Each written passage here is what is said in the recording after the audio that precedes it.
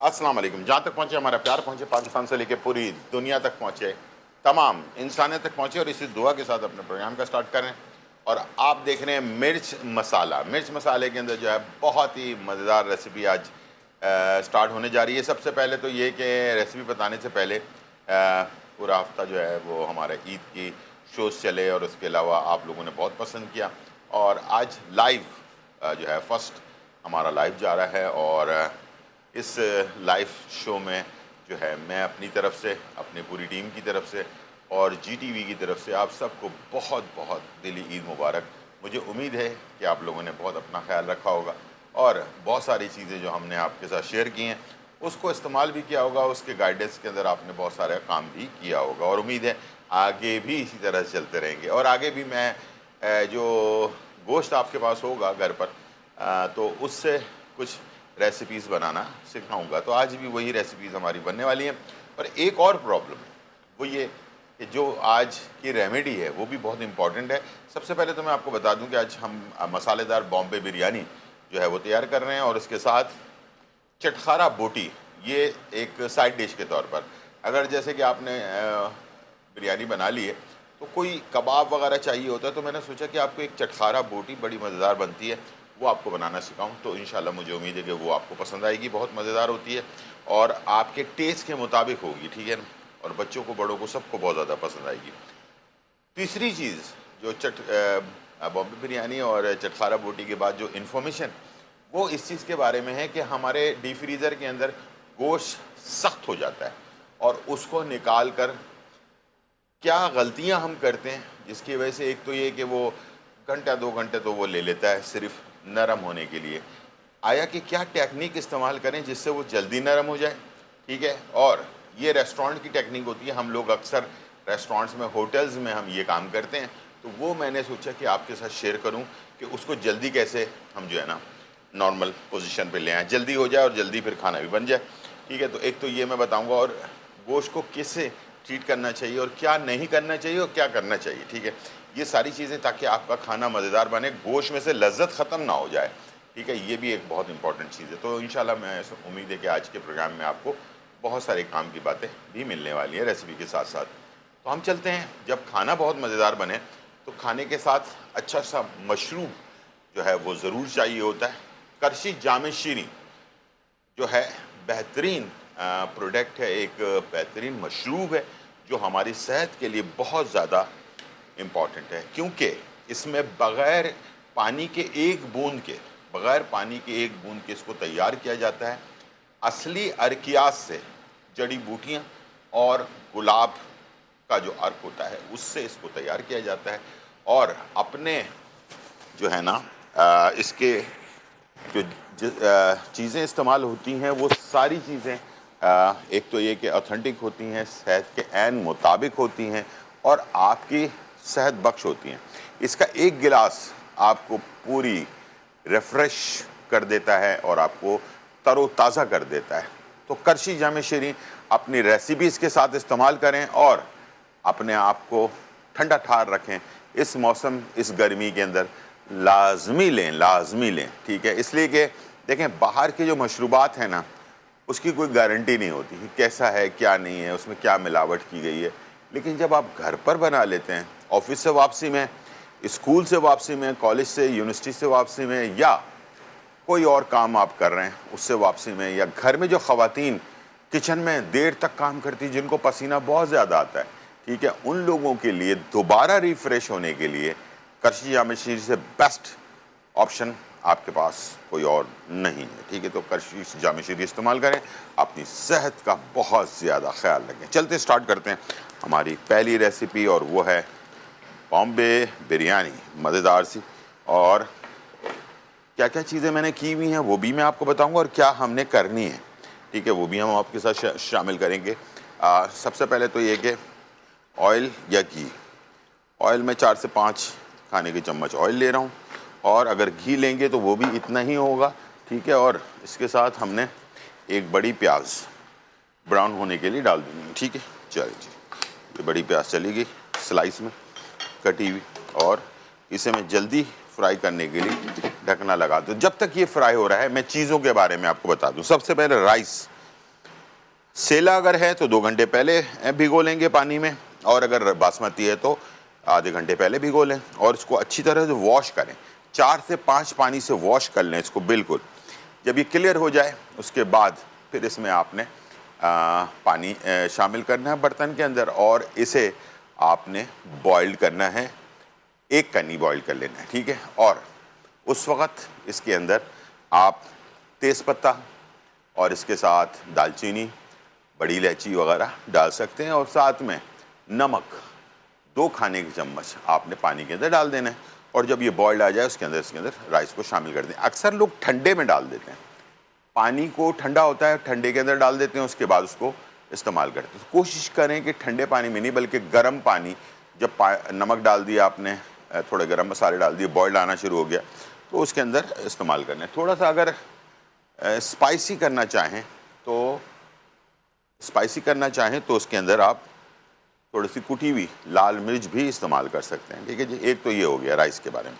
अच्छा, गोश्त टाइम लगता है बॉइल अपना पकाने में, तो मैंने क्या किया है कि गोश्त को बॉइल कर लिया है, अदरक और लहसुन, कुटा हुआ अदरक और कुटा हुआ लहसुन के साथ इसको बॉइल कर लिया है, सॉफ्ट बॉइल कर लिया है। उसके साथ इसकी जो यखनी थी वो अलग कर ली है, और बाकी अदरक और लहसुन को ज़ाया कर दिया। आलू हमने क्या किया कि हल्का सा नमक ज़रूर डालना है, और इसके साथ जर्दे का रंग डालकर इसको जो है ना, आलू बॉईल करने के बाद, छिलका उतारने के बाद दोबारा से इसको हल्के से कलर में और नमक में तो थोड़ा सा और बॉईल कर लेना है, तो एक कलरफुल आपको एक मज़ेदार सी चीज़ मिल जाएगी, ठीक है ना। टमाटर है मेरे पास, हरी मिर्चें हैं, आलू बुखारा है, ठीक है, और कुछ पिसे हुए मसाले हैं, ठीक है, कुछ साबुत मसाले हैं, ठीक है, और इसके साथ दही है, ठीक है। दही पहले जाएगा, टमाटर और हरी मिर्चें कच्ची जाएंगी, ठीक है, और उसके बाद फिर ये दम पर जाएगा। याद रखिएगा टमाटर और हरी मिर्चों को पकाना नहीं है, और इसको देखिएगा आप, बहुत ही अच्छा आपका कलर आएगा, ठीक है जी। यहाँ पर हमारे पास प्याज हो रही है ब्राउन, ठीक है जी, और बहुत ज़्यादा ओवर ब्राउन नहीं करना। जब आधा सॉफ्टनेस आ जाए इसके अंदर तो आपने क्या करना है कि गरम मसाले साबुत, तेज़पत्ता, लौंग, दालचीनी, ये सारी चीज़ें, बड़ी इलायची वगैरह, ये आपने ऐड कर देना, ताकि इसी के साथ साथ ये ब्राउन भी हो जाए और जो गरम मसाले हैं उसकी खुशबू भी आ जाए। अक्सर लोग पहले डाल देते हैं ऑयल के अंदर, उससे गरम मसाला साबुत जो है उसमें कड़वाहट आ जाती है, खाने में भी कड़वाहट आ जाती है इसकी वजह से। तो प्लीज़ इस बात का ख्याल रखिएगा, और इसको आपने बीच में डालना है जब प्याज ब्राउन होने के सेंटर पोजीशन के अंदर हो जाए, ठीक है जी। चलें जी, यहाँ पर ये ब्राउन हो रहा है, साथ में हमने अदरक और लहसुन का पेस्ट 2 खाने के चम्मच ऐड कर देते हैं, ठीक है, और इसको मिक्स किया हमने, और इसके बाद मैंने इसमें गोश्त जो हमने बॉईल करके रखा था, लेकिन इसमें खुशबू कम है, तो खुशबू हमने इसको बढ़ाने के लिए प्याज के साथ और अदरक लहसुन के साथ थोड़ा सा इसको पकाना है, ठीक है जी। थोड़ा सा ढक्कन लगा के पकाएं, ताकि ढकना लगाने से जो है ना खुशबू इसके अंदर बहुत अच्छी सी आ जाती है, ठीक है, और टेस्ट भी इसका चेंज हो जाता है खुशबू के साथ साथ। अच्छा, नमक हमने गोश्त में नहीं डाला है, तो नमक हम अपने हिसाब से डालेंगे। राइस में नमक है तो इसका राइस की कैलकुलेशन नहीं करेंगे, सिर्फ सालन के हम कैलकुलेशन करेंगे नमक में, ठीक है, और आलू की भी कैलकुलेशन नहीं करेंगे, इसलिए कि हमने आलू में नमक पहले से डाला हुआ है। हर चीज़ का जो मैं बता रहा हूँ, तो इन बातों का प्लीज़ बहुत ज़्यादा ख्याल रखिएगा, ताकि आपको इसका सही रिज़ल्ट मिल सके। चले जी, यहाँ पर हमारे पास थोड़ा सा टाइम गुजर गया, 1 आध मिनट, उसके बाद मैंने इसमें शामिल कर देना है। ये हम बना रहे हैं 1 किलो, 1 किलो प्लस 1 किलो, ठीक है, चावल 1 किलो और 1 किलो जो है गोश्त, ठीक है जी। और इसके बाद यहाँ पर मेरे पास दही है, ये 300 ग्राम के करीब है, ठीक है, ये हमने डाल दिया, और इसी के साथ हमने इसमें मसाले ऐड कर देने हैं। तलहार मिर्च 1 चाय का चम्मच, पिसी हुई लाल मिर्च 1.5 चाय का चम्मच, कुटी हुई लाल मिर्च 1 चाय का चम्मच, ठीक है जी।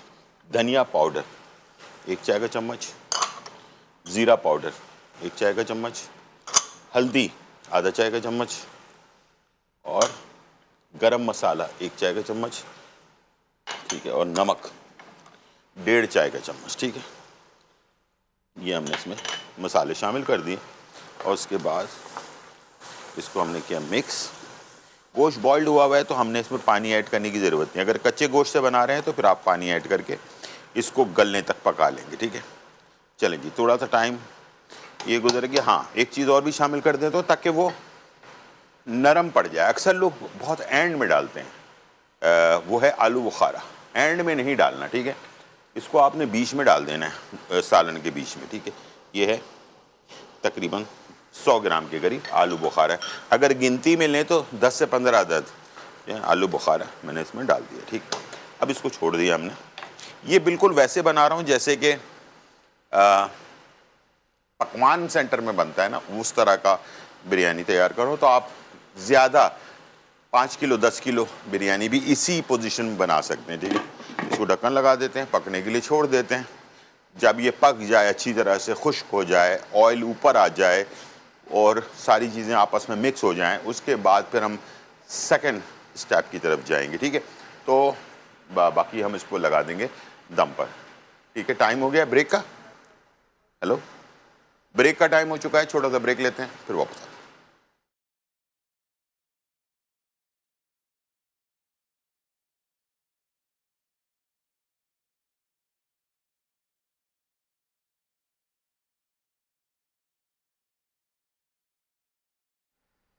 वेलकम बैक नाज़रीन। और यहाँ जो है बहुत ही मज़ेदार बॉम्बे बिरयानी जो है, मसालेदार बॉम्बे बिरयानी तैयार हो रही है। इसका मसाला तैयार हो रहा है। कोरमा जो है वो फाइनली एंड के ऊपर है। कलर वलर देख लें, अच्छी तरह से खूबसूरत सा कलर है, ये देख लें, ठीक है जी। और बहुत ही अच्छी सी खुशबू है।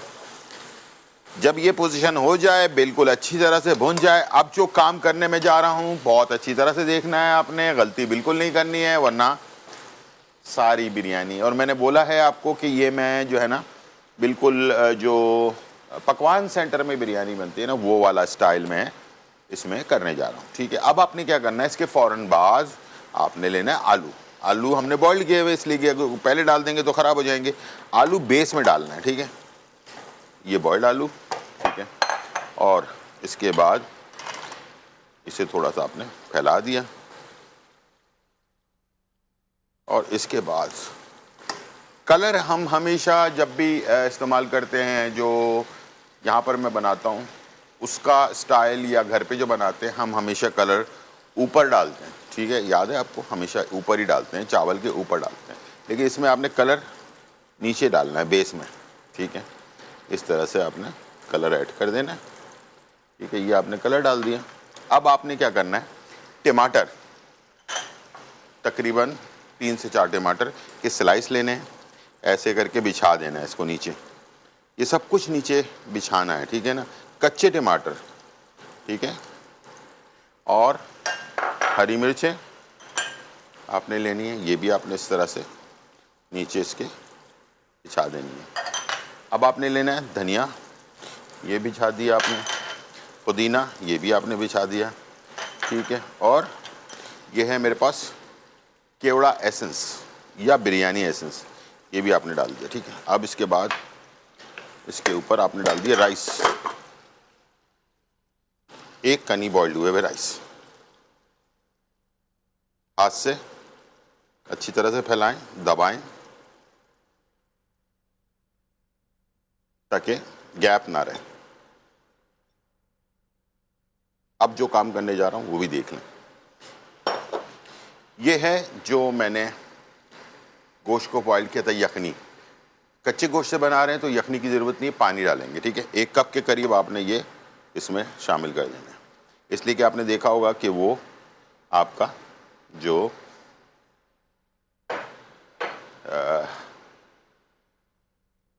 कोरमा था वो बिल्कुल ड्राई था।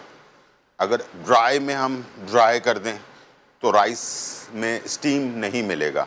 तो ये जो हमने 1 से 1.5 कप यखनी डाली है, इससे क्या होगा, नीचे ये जाएगा तो स्टीम बनाएगा ये, ठीक है।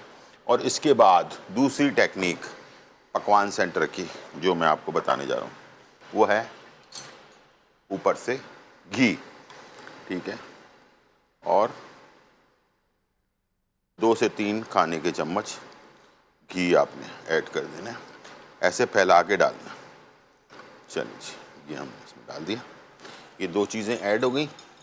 इसके बाद इसका ढकना लगाया आपने, और अब आप, अगर ये जैसे मेरे पास नॉन स्टिक है तो कोई मसला नहीं है, अगर नॉन स्टिक नहीं है तो इसके नीचे तवा ज़रूर रखिएगा, वरना सारी मेहनत ज़ाया हो जाएगी। ठीक है, इसे हमने दोबारा से धीमी आंच पे छोड़ देंगे स्टीम होने के लिए। ठीक है, और ये तकरीबन टाइम भी लोग अक्सर पूछते हैं, तो 15 से 18 मिनट में ये स्टीम हो जाएगा धीमी आंच पर।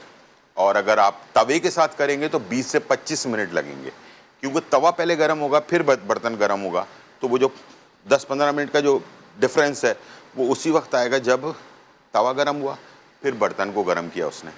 डायरेक्टली अगर चूल्हे पे है, नॉन स्टिक है, तो फिर आपको 15 से 18 मिनट के अंदर ये तैयार हो जाएगा। ठीक है, चलिए जी, इसको हम रख देते हैं। अब आ जाते हैं चटखारा बोटी बनाने के लिए। चटखारा बोटी बनाने के लिए हमने गोश्त को पहले से तैयार करके रखा हुआ है, और इसके अंदर हमने लिया है, ये देख लें, बोटी को बहुत अच्छी तरह से बॉईल करना है। छोटी बोटियां कर लें या बड़ी बोटी को बॉईल कर लें, उसके बाद काट लें, दोनों ऑप्शन आपके पास है। अदरक लहसुन का पेस्ट और गरम मसाला, ठीक है, और नमक, ये 3 चीज़ें आपने डाल के बोटियों को सॉफ्ट बॉईल कर लेना है, स्क्वायर स्क्वायर से काट लेना है। अब इसका एक बैटर बनेगा। ठीक है, तो बैटर कैसे बनेगा ये आपने गौर से देख लेना है, और इसी से आपका सारा टेस्ट डेवलप होगा। ठीक है, और इसके लिए आपने मसाले क्या क्या लेने हैं। हमने लेना है कुटी हुई लाल मिर्च 1 चाय का चम्मच, तलहार मिर्च 1 चाय का चम्मच, कलर के लिए, अच्छे कलर के लिए थोड़ा एक और आधा चम्मच और डाल देते हैं ताकि खूबसूरत कलर है। अदरक लहसुन का पेस्ट 1 खाने का चम्मच, गरम मसाला 1 चाय का चम्मच, चाट मसाला 1 चाय का चम्मच,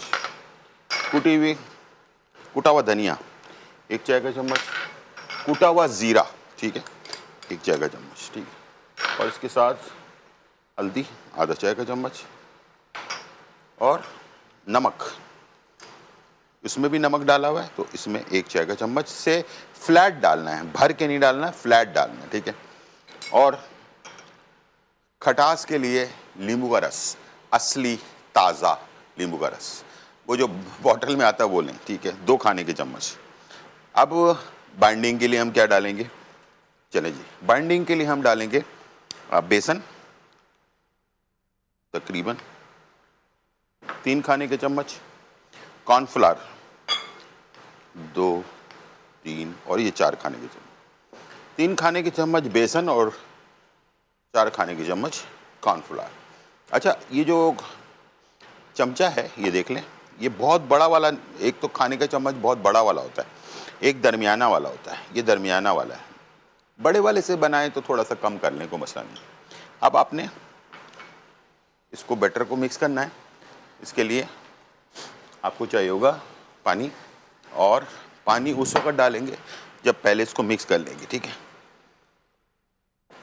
और थोड़ा सा बैटर बहुत सोच समझ के बनाना है। ये देखें, इसको मैंने पहले मिक्स किया, इसके बाद मुझे अंदाज़ा होगा कि इसमें पानी की कितनी ज़रूरत है। ठीक है, थोड़ा सा पानी आप ऐड करें, तकरीबन 1 से 2 खाने के चम्मच। इसको पहले मिक्स करें और इसकी पकड़ देखें, बहुत ज़्यादा पतला नहीं होना चाहिए, बहुत ज़्यादा गाढ़ा नहीं होना चाहिए। ये कॉलर है जी, अस्सलाम वालेकुम। अस्सलाम वालेकुम गुलजार साहब, कैसे हो? बिल्कुल ठीक, हो? बिल्कुल ठीक ठाक, अल्हम्दुलिल्लाह। आप सुनाएं? ईद मुबारक। ईद मुबारक, ईद मुबारक। आप बहुत मुद्दत के बाद, मैं पेशावर से बोल रही हूँ। जी जी जी जी, और आपको बहुत मुद्दत से देख रही हूँ, आज से कब से। लेकिन ये बताएं कि आपने ये वजन कैसे कम किया, बस वजन कम ये मुझे बता दे। अच्छा, वजन कम हुआ है मेरा, मुझे लगता है अभी तक बहुत ज्यादा, बहुत ज्यादा, बहुत ज्यादा। थैंक यू, बहुत शुक्रिया। चलें, मैं आपको बताता हूँ कि कैसे किया है, और इंशाल्लाह मुझे उम्मीद है कि आप सब इसको करें तो इंशाल्लाह इसका बहुत ज़्यादा फ़र्क पड़ेगा। ठीक है, हेलो जी, बहुत शुक्रिया। चलें जी, अब हम इसे बैटर को हम चेक कर लेते हैं। ये देख लें, ना ज़्यादा पतला होना चाहिए ना ज़्यादा गाढ़ा होना चाहिए, ठीक है। ये देखिए ऐसे, ठीक है। ये हमने इसको मिक्स कर लिया। अगर मैं आज, वैसे ये सवाल इन्होंने कर लिया, अगर मैं ये बात बताऊंगा किसी को ना, एक तो वो यकीन नहीं करेगा कि यार ये ऐसा भी क्या हो सकता है। तो कभी कभार बड़ी बड़ी चीज़ें आपको अटैक नहीं करती हैं, आपके वज़न में फ़र्क नहीं करती हैं, लेकिन बाज़ वक़्त छोटी छोटी चीज़ें जो है ना वो आपको बहुत ज़्यादा फ़र्क महसूस करती हैं, ठीक है ना। तो इंशाल्लाह मुझे उम्मीद है कि अगर आपने ये किया तो मैं गारंटेड कह रहा हूँ आपको कि ये आपका फ़र्क पड़ेगा और आप मुझे कॉल करके बताइएगा, ठीक है। ये मैंने इसमें डाल दिया, आखिर में हरा धनिया, थोड़ी सी कलर आ जाएगा इसके अंदर। और अब ये बोटियाँ इसमें हम कर देंगे ऐड, ठीक है। और यहाँ पर मैंने चूल्हे को पहले से गर्म करके रखा था, लेकिन बहुत ज़्यादा हमें हैवी गरम चूल्हा नहीं चाहिए, ऑयल नहीं चाहिए, तो इसलिए मैंने इसको बंद कर दिया था। अब दोबारा मैंने इसको स्टार्ट किया, तो अब ये गरम हो रहा है और इसको कर देंगे मिक्स अच्छी तरह से। और थोड़ा सा बोटियों को दबाएंगे ताकि ये जो मसाला है ना वो इसके अंदर चला जाए, ठीक है। चलिए अब इसके बाद इसको हमने फ्राई कर लेना है, बहुत ज़्यादा कोटिंग नहीं करनी है, ठीक है ना। यानी कि हम ऐसे कर दें कि बिल्कुल इसके ऊपर गाढ़ा गाढ़ा सा बहुत ज़्यादा वो लग जाए मसाला, ठीक है। अच्छा, अब मैं आपको गिलास, मेरे पास वो वाला है नहीं जो मेरे पास है।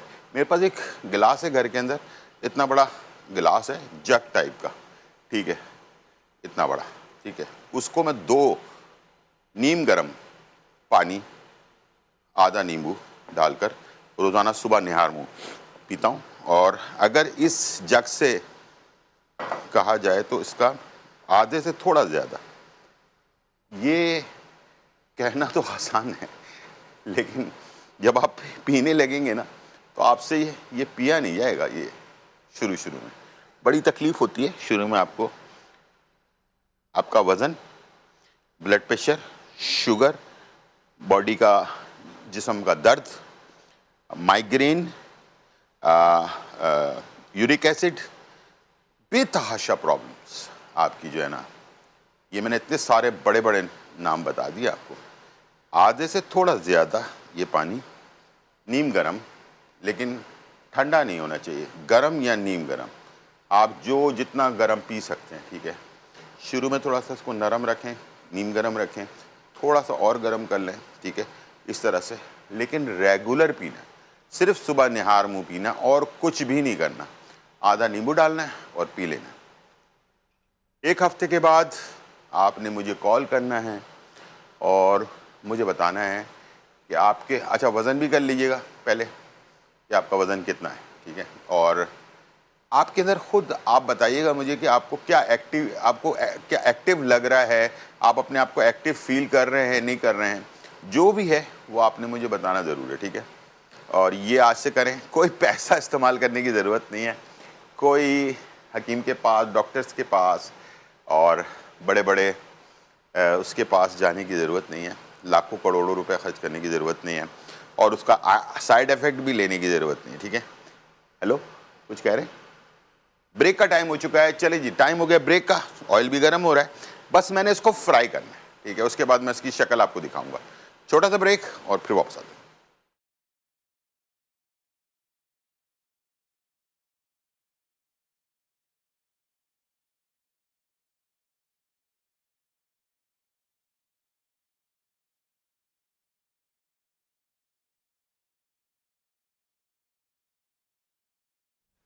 वेलकम बैक नाज़रीन। और यहाँ जो है बहुत ही खुशबूदार, धमाकेदार और चटखारेदार रेसिपी जो है वो तैयार हो चुकी है। और मैंने जैसे आपसे कहा था, पकवान वाली बिरयानी आपने देखी है ना, वो लेसदार सी बिरयानी जो होती है, आया हाय क्या बात है जी, आ गया तो छा गया, ठा करके जी, ठा करके छा गया। ये है पकवान वाली बिरयानी। और मैंने आपको आज सारा तरीका बता दिया, वो राज बता दिए कि जो पकवान में बनाए जाते हैं। अब मेरे ख्याल से हर घर में जो बिरयानी बनेगी वो पकवान वाली बिरयानी बनेगी। कलर देख लें, तरीका देख लें, ये है तरीका जो बड़े पकवान में बनाया जाता है, 5 किलो, 10 किलो, जो बिरयानी बनाई जाती है ना, उसके लिए 15 किलो, जितना भी आप चाहें बना लें। चटखारा बोटी, यस, चटखारा बोटी वाकई चटखारेदार है, और बिरयानी के साथ साइड डिश के तौर पे कबाब वगैरह तो हम अक्सर रखते ही हैं, लेकिन अगर ये रखें तो क्या बात है, मज़ा ही आ जाए। ठीक है, आइए चलते हैं। अब प्रॉब्लम आ रही है, गोश्त तो बहुत सारा जमा कर लिया, अब उसको निकालें और दोबारा से डिफ्रोस्ट करने के लिए, यानी उसको नॉर्मल करने के लिए हमें बहुत सारी प्रॉब्लम होती है। आइए हम बताते हैं रेस्टोरेंट या होटल में जो हम अपने लिए करते हैं, वही मैं तरीका आपको बताता हूँ। पानी ले लें, नॉर्मल पानी, ठंडा नहीं होना चाहिए, बहुत ज़्यादा गर्म भी नहीं हो, नीम गर्म हो तो चल जाएगा। ठीक है, ये नॉर्मल पानी ले लें। ठीक है, रूम टेम्परेचर वाला। 2 खाने के चम्मच नमक, 2 खाने के चम्मच सिरका। ठीक है, और इसको आपने कर दिया मिक्स। ठीक है, चलें जी, ये हो गया मिक्स। बगैर थैली के कभी भी गोश्त को पानी में नहीं डालना चाहिए, वो मैं बताता हूँ अभी क्यों नहीं डालना चाहिए। ये देख लें, बिल्कुल पत्थर की तरह सख्त है, इसको आपने इसमें डाला। अब जाहिर बात है ये ऊपर की तरफ आएगा, इसको नीचे रखने के लिए हमें या तो कोई सपोर्ट चाहिए या कोई इस तरह का भारी चीज़ चाहिए जो हम इसके ऊपर रख दें। ठीक है, ये जो घंटों में चीज़ नॉर्मल होती है, तो ये आपकी सिर्फ 10 मिनट के अंदर बिल्कुल ऐसे हो जाएगी नॉर्मल। आखिर क्यों होगी? सवाल तो हर बात का जवाब होना चाहिए, ऐसे थोड़ी कि सियासतदानों की तरह कि वो पूछा अलिफ के बारे में बताया ये के बारे में, ऐसा नहीं। तो हर बात की कोई वजूहात ज़रूर होनी चाहिए। नमक और सिरका जो है वो उसके एक केमिकल रिएक्शन होता है। नमक और सिरका अगर गोश्त पर भी लगा दिया जाए, आपके पास घर पे कुछ भी नहीं है, तो 3 ऐसी चीज़ें हैं जिसको लगाकर आप गोश्त को स्मेल भी दूर कर सकते हैं और उसको गला भी सकते हैं। ठीक है, अगर पपीता नहीं है, कचरी पाउडर नहीं है, मीट टेंडराइज़र नहीं है, नमक, बेकिंग सोडा और सिरका, ये 3 चीज़ें डाल लें। ठीक है, और मिक्स कर लें। 1 किलो गोश्त है तो तीनों चीज़ें 1-1 चाय का चम्मच शामिल करें और गोश्त में लगाएं। आप देखिएगा उसमें से हल्का सा बबल आना शुरू हो जाएगा, उसको कहते हैं केमिकल रिएक्शन। ठीक है, तो ये जो है पानी में एक केमिकल रिएक्शन हो जाता है जिसकी वजह से गोश्त जल्दी सॉफ्ट हो जाएगा। ठीक है, और 3-4 बातें ऐसी हैं जिसका बहुत ज़्यादा ख्याल रखना है। गोश्त को निकाला डीप फ्रीज़र से, मैंने अक्सर लोगों को देखा है, खोला थैली और डायरेक्टली पानी के अंदर डाल दिया, थैली के बगैर डाल दिया।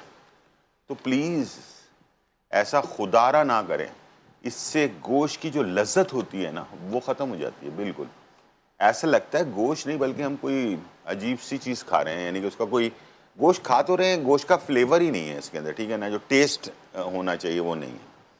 इसीलिए खैबर पख्तूनख्वा के अंदर अगर गोश्त जैसे काटा जाता है, बकरा या दुम्बा, तो उसको गीले कपड़े से साफ़ किया जाता है, लटकाया जाता है, तो गीले कपड़े से साफ़ करते हैं, वॉश नहीं करते, धोते नहीं नलके के पानी से।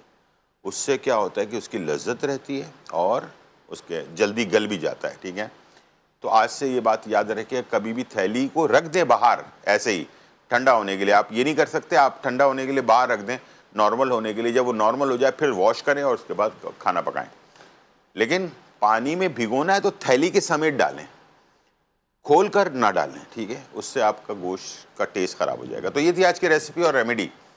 उम्मीद है आज का प्रोग्राम आपको पसंद आया होगा। ज़िंदगी रही तो फिर मुलाकात होगी। कल बात है जामन की। पूरे साल अगर आपके मैदे में बाल रह जाते हैं तो सिर्फ दुनिया की एक वही चीज़ है जामन, जिससे वो ख़त्म हो सकते हैं। और कैसे होंगे तो वो हम बताएंगे आपको कल के प्रोग्राम में। छोटा सा ब्रेक, कल तक के लिए इजाज़त चाहेंगे। ज़िंदगी रही तो फिर मुलाकात होगी। जब तक के लिए अल्लाह हाफ़िज़, bye bye and check out.